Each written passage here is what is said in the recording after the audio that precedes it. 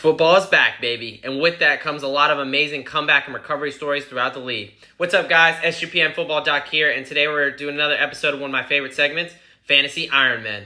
This is where we look at players' recovery stories and look at it from a positive aspect. Too much in the media is always injuries, negative news, what time they're missing, criticizing, all this. I want to flip that. I want to talk about and focus and highlight on some of the positive and amazing comeback stories. Let's look at injuries from a recovery aspect. Let's celebrate these victories. And today we're talking about none other than Bills safety, Damar Hamlin. So on January 2nd of this year, the Bills and Bengals were playing in the night game. And, I think everyone was excited for that matchup. It was a huge game in the AFC. And unfortunately, Hamlin goes in for a tackle on Cincinnati wide receiver T. Higgins. And he gets hit in the chest and he just collapses on the field. And at that moment, it seemed like the world stopped. No one knew exactly what was going on.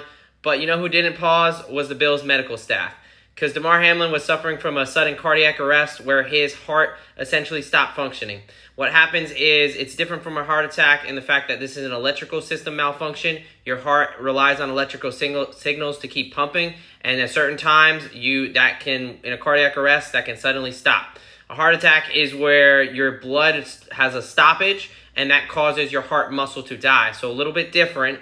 And the cardiac arrest requires immediate CPR, immediate chest compressions, rescue breathing if needed, and an AED to kind of provide a shock and try to reboot that electrical system.